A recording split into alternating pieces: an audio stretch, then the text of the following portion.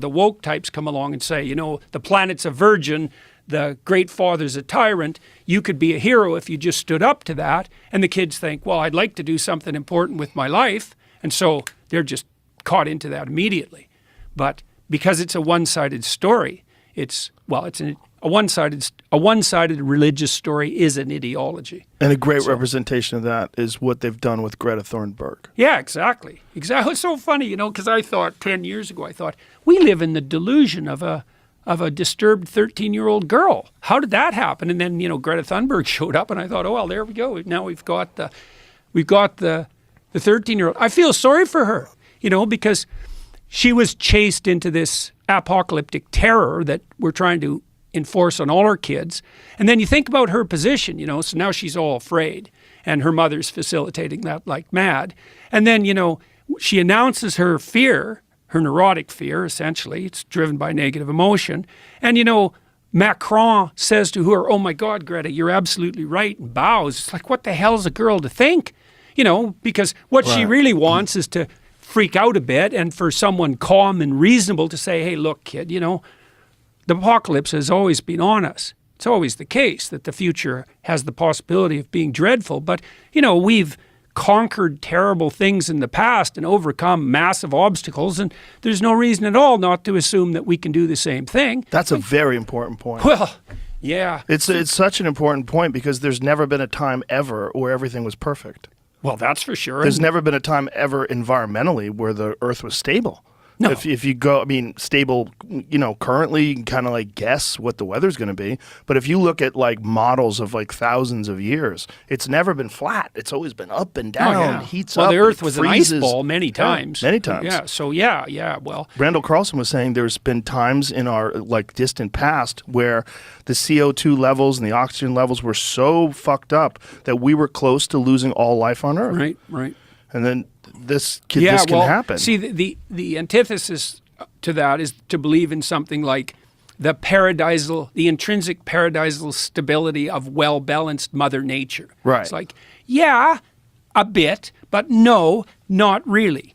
There's a lot of variability, And of course, that kind of variability, that's hard on people because you want a certain amount of stability so you don't die. Right, but it doesn't deny that human beings have an impact on this either. No. Well, this is why I really respect Bjorn Lomborg, because Lomborg's hard to grasp because he forces you to think complexly. He says, well, we don't have one problem, carbon dioxide, which is, I don't even think it's clear that carbon dioxide is actually a problem, but we can leave that aside. That'll get me in trouble with the College of Psychologists again. But, Lomborg says, it's a factor. Yeah, it's a factor. Yeah. But there's lots of factors, and God only knows what the most pressing problems that confront us truly are. When I wandered through the ecological sustainability literature about 10 years ago, and, I concluded a couple of things. One was that the best way forward to a sustainable planet is to make everyone who's poor rich as fast as you possibly can. And that's Lomborg's position, not to put limits to growth on, because it turns out if you get people above about $5,000 a year in average GDP, they start taking a long-term view of the future instead of scrabbling around in the dirt trying to get lunch, and you're going to burn everything up around you to stay alive if you have to. Right. But if you got a bit of wealth and now you can think over, maybe a 20-year period, which is quite the damn luxury, then you actually start being concerned about, the quality, the aesthetic quality of the local environment. And so I was so excited when I found that data because I thought, oh, this is so cool. It means that we could have our cake and eat it too. We could work really hard to provide cheap, reliable energy, at the lowest cost possible to the widest number of people worldwide. And the emergent consequence of that would be the whole planet would clean itself up. So wouldn't that be great? Because we could make our goal the eradication of absolute poverty, which we actually done pretty good at eliminating over the last 15 years, but we could really make that a goal. And then one of the consequences of that, inevitable consequences, would be a greener and healthier planet. And then you think, well, why aren't we doing that? And that's a question, all right. And I think part of the reason is I've been trying to understand the driving ideas underneath this globalist utopian tyranny that seems to be developing from the top down. And I think it's driven, at least in part, by this religious vision that I already described, that you have to construe culture itself, especially industrial culture, as the tyrannical father raping and pillaging everything in its way, which is an unbelievably dangerous way to think, too one-sided.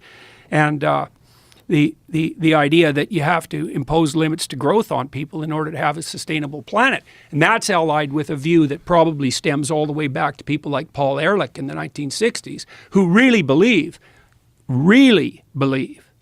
truly, that maybe the planet should only have 500 million people on it, or 1 billion, in relative poverty, or 2 billion barely scraping by, because otherwise they're going to be wrecking everything, and controlled by some top-down authority that makes bloody well sure that no one's consuming too much. And so when I look at ideas like that first assumption, the planet has too many people on it, it's like, I don't like to hear people say that, because when I hear that, I think, okay, buddy, who exactly are you thinking about getting rid of? Oh, well, it's not like that. It's like, yeah, it's like that. It has to be like that. It is absolutely like that. And so, it's easy to get all paranoid conspiracy theorist about the WEF, say, and maybe there's some utility in that. But, I don't think anybody's sitting at Davos going, well, we got to scrap 7 billion people. But if the underlying narrative is the one I just described, virginal planet, tyrannical patriarchy, and rapacious individual, and you believe, well, we're overpopulated, like Paul Ehrlich has believed since really literally the mid-1960s, then how is it not going to be that the policies that you craft stemming from that narrative are colored by the belief that there's far too many people?